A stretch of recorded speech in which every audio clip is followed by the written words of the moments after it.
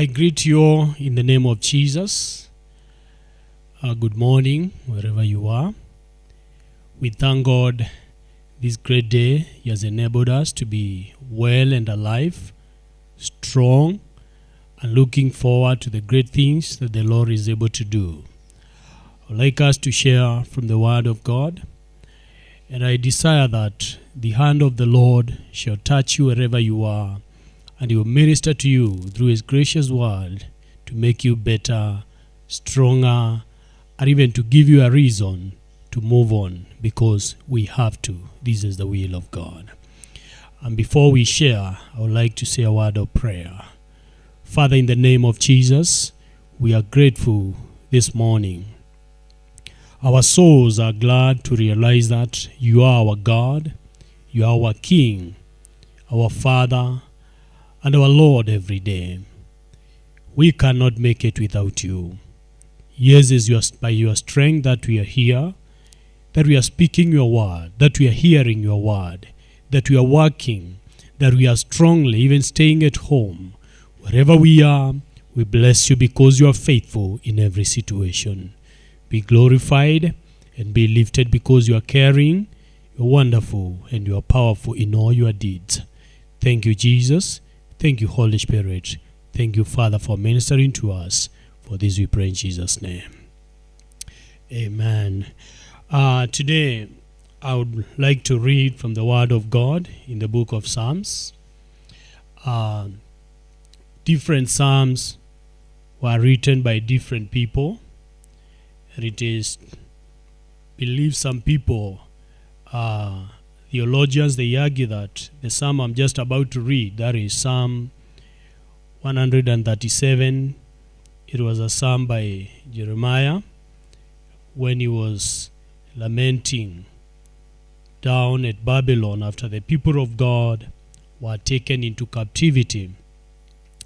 And all we know is that even though it may not be fully confirmed that he was a writer, he was the singer, all we know and we are sure about is that this psalm was sung by men and women who were in captivity in the land of Babylon. And this is what the Bible says. I'll read the full psalm. There are only 9 verses. By the waters of Babylon, there we sat down and wept when we remembered Zion. On the willows, there we hung up our lives. Yes,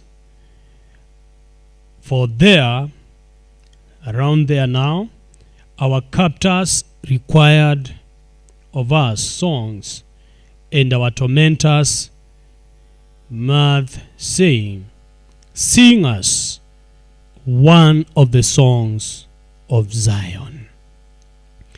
Then verse 4, the Bible says, how shall we sing the Lord's song in a foreign land? 5, if I forget you, O Jerusalem, let my right hand forget a skill. Let my tongue stick to the roof of my mouth. If I do not remember you, if I do not set Jerusalem above my highest joy. Remember, O Lord, against the Edomites, the day of Jerusalem, how they said, lay it bare, down to its foundation, O daughters of Babylon, doomed to be destroyed. Blessed shall he be who repays you with what you have done to us.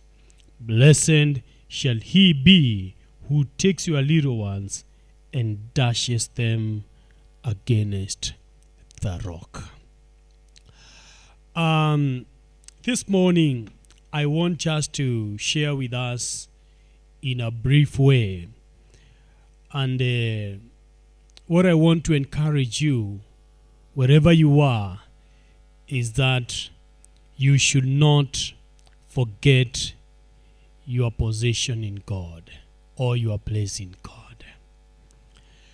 The psalm we are reading today we are capturing the minds and a cry of Israelites who are not named, but actually they were the people who had been driven from their homeland to a land of captivity. And you know, the context of this psalm, it was a moment of a great disappointment. It was a moment of a great trial for the people of Israel. What you realize, one of the things which you can capture very clearly is that the place where they were set at this very time, it was along the rivers in Babylon. Let me say something about this place. You know, when we see the Bible talking about the rivers, by the willows, by the rivers in Babylon, where these people, they sat down and they cried, you might just imagine it was just a place like any other. But I want you, maybe for 1 minute, to let you understand the difference between where these people were coming from and where they were at that very moment.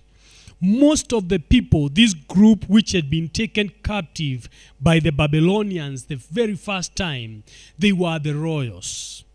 They were the people who are rich in the land of Jerusalem or Israel. They were the people who actually they were inhabitants of Jerusalem. These were people who are living in a town kind of an environment.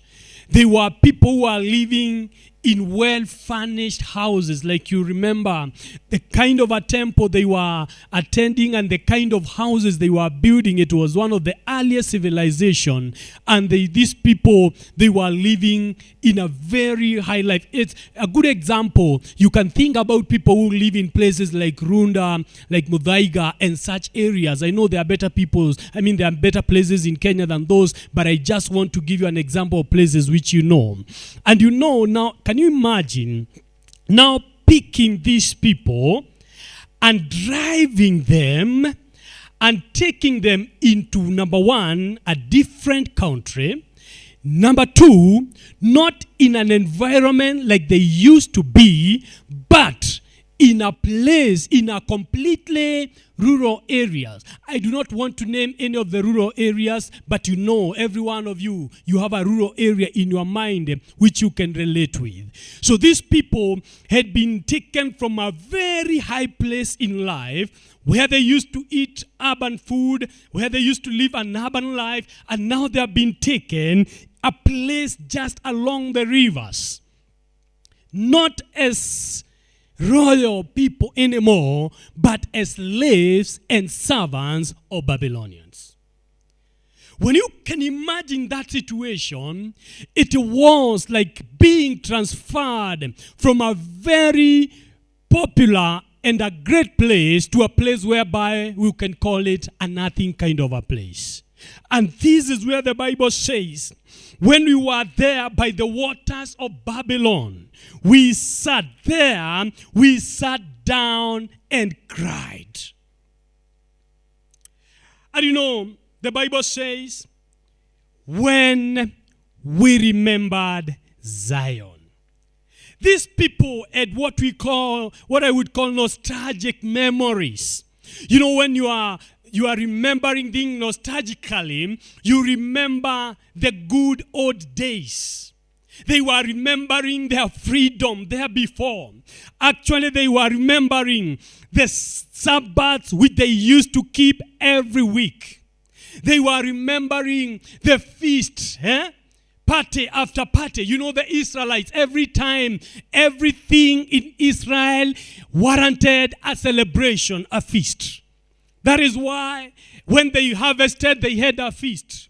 When a new baby was born, there was a feast.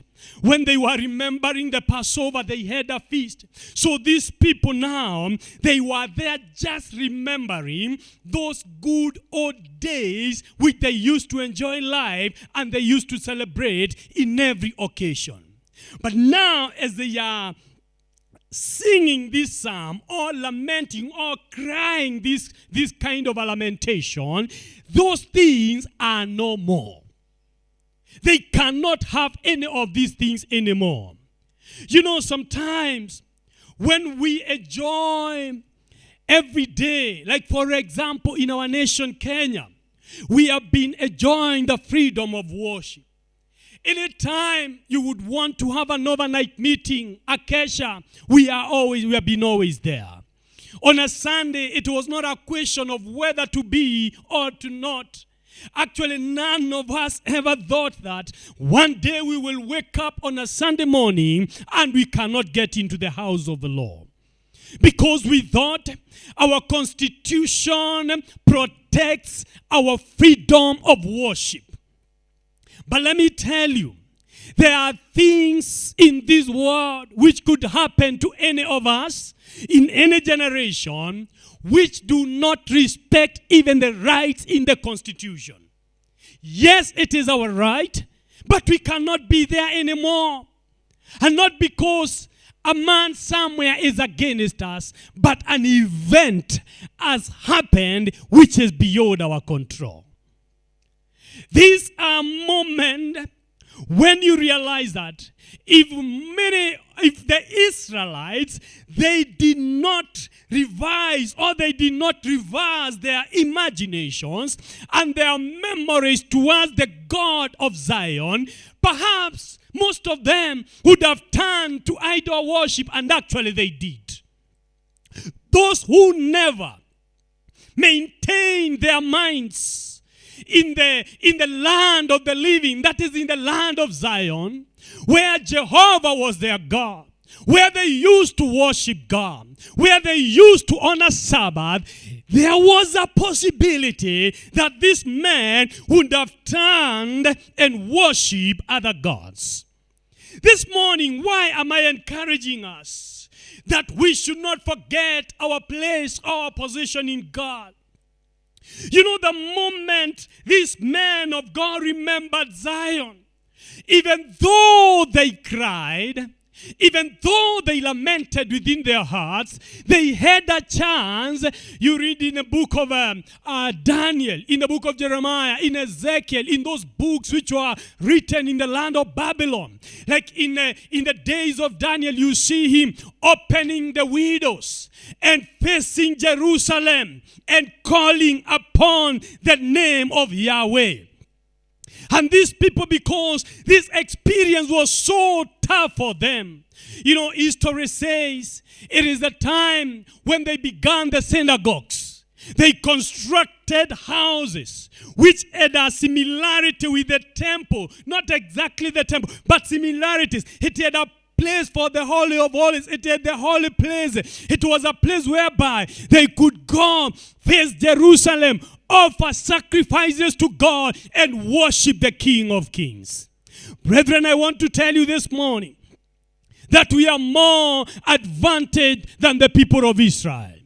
You know, when Jesus was speaking to the Samaritan woman, he told her that days are coming and they are now, when the true worshipers shall worship the Lord in the truth and in the spirit.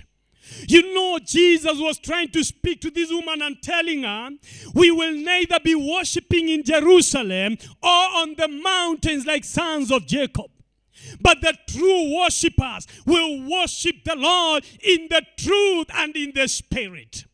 I want to say this morning, we might have been taken away from the places of our worship, but our God has not changed. You know, okay, I do not dishonor the altar or a place like where I am studying today, sharing the word of God. I do not dishonor that. But you know, sometimes I am mesmerized. I am confused when some of us, like preachers, we feel like when people are back in their houses, they cannot worship God in the truth. I am not saying that is the ideal thing which should happen, but I want to say this morning with a lot of confidence, wherever you are, you will pray to God and He will hear you. Hallelujah. I am not saying we should not come back to church, but we may not know how long this may take. It may take a week. It may take a month. It may take 2 months, or even it may take years. Let me ask a question. For the Israelites, it took 70 good years. For them in captivity. In the days of Jeremiah, some prophets were there prophesying. Prophecy has always been there.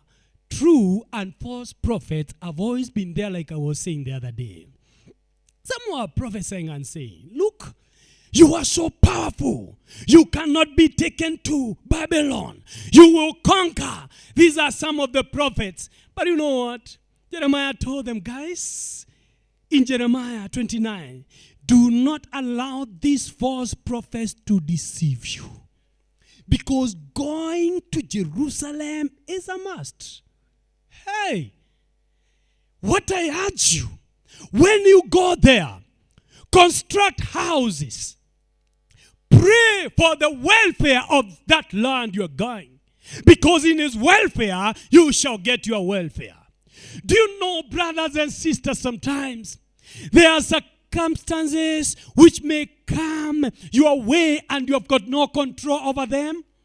The best thing is to do is to position yourself in God. Because in every circumstance, in every situation, God would expect you to worship Him.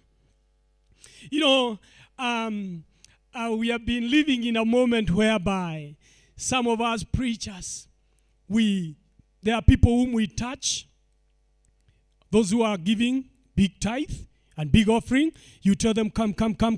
I want to touch those who are giving like 10,000. Those who are giving like 100 shillings or 200 shillings, you can just receive wherever you are. That is madness. Preacher man, if that is what you do, that is not godly. It is wicked. It is not acceptable in the presence of God. And you better change your way. You cannot deceive the people of God. God does honor you because you give big money. Let me ask you a question. Because now Corona has invaded. You are not even allowed to greet. You are not even allowed to touch. Because you, preacher man, we can even suspect your hands to be holding Corona. So according to the ways and the restrictions of the government, you should not touch my face. You should not touch my nose. You should not bring your hands near my mouth. Put them away. Does it mean that God is not performing miracles for His people because we cannot touch them? You cannot limit God. You cannot divide the congregation of who should receive a bigger or a lesser blessing. I want to tell you, if you could only give because a preacher touched you, you cannot give anymore. But you know what is the expectation of the Lord? Even now, hallelujah, in your bedroom, you give your tithe faithfully to God. You receive the word of God faithfully. You live a life of faithfulness. Hallelujah. Because God is not limited by the geography. He is omniscient. His presence is everywhere. And the only thing which can help you, brother and sister, is to remember those things which God has been doing in your life. And more so for us, we need to remember what Jesus did on the cross. The Bible says, these guys on the willows, they hung their harps and their lyres, and they said, how can we sing the song of the Lord in a foreign land? You know, there's something I want you to understand. When these people were telling the Israelites to sing the song of the Lord, they were not telling them to glorify their God. Actually, they are telling them, sing that song of the Lord even to our gods. But you see, these guys, they looked at it, they said, no way. We cannot sing, we cannot sacrifice what belongs to God to the idols. And that is why in Daniel chapter 3, you find Shadrach, Meshach, and Abednego when they were told, when you hear the voice of lyre, harp, trumpet, everybody fall down and worship this graven image. The Bible says, when they sounded the trumpet and there are things, everybody bowed down. But the 3 Hebrew boys, they told the king, we cannot do this. We know who to worship. Amen. We know who to worship. You know, no matter how far this thing has taken us. Yes, I know it is a very sad thing. I miss you people. I miss the church. I miss you brothers and sisters. I wish for the days you could be in the church. I hug you. I greet you. I tell you, God bless you. I fellowship one-on-one. But even though this thing has happened, we still have a mandate to worship God wherever we are. Do not bow down to the graven images. I know this is a time, those who are not founded in faith, you can be easily swept away. But refuse and say, I know my God. They were told, if you don't worship this image, we'll throw you into the fire. They told the king, my friend, let it be known unto you, even if our God will not save us, we are not worshiping this image, although he is able to save us. We need such a faith in this difficult moment as brothers and sisters. Do not forget your position in God. Where is your position in God? Number 1, he calls you a son. He calls you my daughter. He has begot you through Jesus Christ. And because you are a child of God, you should not forget that. You know, these men, they were remembering, even though today, you know the places they were in, they could not celebrate anymore. They could not worship anymore. So this time they just hung their harps and their lights. You know what I'm interested in is what I'm so happy about these people is they did not hide their instruments under the blanket. At least they put them in a place where they could see them every day and they would remember their worship to God. Please, what am I urging you this morning? There are 2 things which are very important in the life of a believer as I finish. Number 1, do not stop worshiping God. Amen. How do you worship God? You worship him through, singing worship and praise. Amen. You worship him through your givings. You worship him through serving others. That is an act of worship. Praise the name of the Lord. Number 2 thing which is very important for you, allow the word of God to dwell in your heart richly. If you allow the word of God, you know what the word will do? The word will keep the memory of God in your life alive every day. It will be so alive that you will not forget the deeds of the Lord. You know what God told the Israelites in the book of Deuteronomy chapter 8 verse 18? When you go to that land, forgetting God can work in different ways. When you have and when you don't have. So he told them, when you will prosper and become rich, do not forget, Deuteronomy 8:18, that I am the Lord who gives you power to prosper. And this morning I want to tell you, do not forget, even in this situation when we are facing the pandemic in the world, the Lord is still our God. When the Lord blesses you, please remember, he is the one who has given you power to prosper. I know after this, the church will be stronger than before. I know after this, believers will stand strong more than before. But it is only for those, no matter where life has deposited you, no matter where life has taken you, it is only for those who will keep on remembering what the Lord has done and who is in their lives and their position in God. Remember, these people, they were not in towns, they were in villages. Their freedom had been robbed. They could not do what they wanted. Like now, our freedom has been taken away. Not by an enemy, another enemy, but Corona is our enemy now. God is coming in his power and in his majesty, and he will deliver us from this. God was saying that, how shall I mean, he was asking, if I forget you, O Jerusalem, let my right hand forget excuse. Let my tongue stick to it. You know what God was saying here? I will never forget you, Jerusalem. And he's saying, church, I will never forget you. We are not forgotten. This morning I am saying, we are not forgotten. The Lord has not forgotten us, so we should also keep our memories alive for the things of God. You'll be helped by those two things, worship and study the word of God, because nobody has limited you from this. And when you do so, the Lord will bless you. Please, I want to urge you by the mercies of the Lord, let's follow the regulations which are given. Don't feel guilty because you are on a Sunday has come and you are worshiping in your house. Continue worshiping God there. He is hearing you. He is answering your prayer. He is receiving your worship. He is receiving everything you are giving him, because he is a faithful God.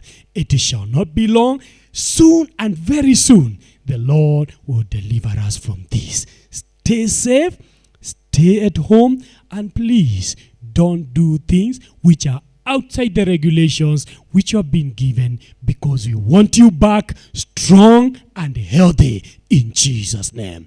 Otherwise, we love you so much. We are praying for you every day, and our desire is to see that the Lord will establish you even during this crisis.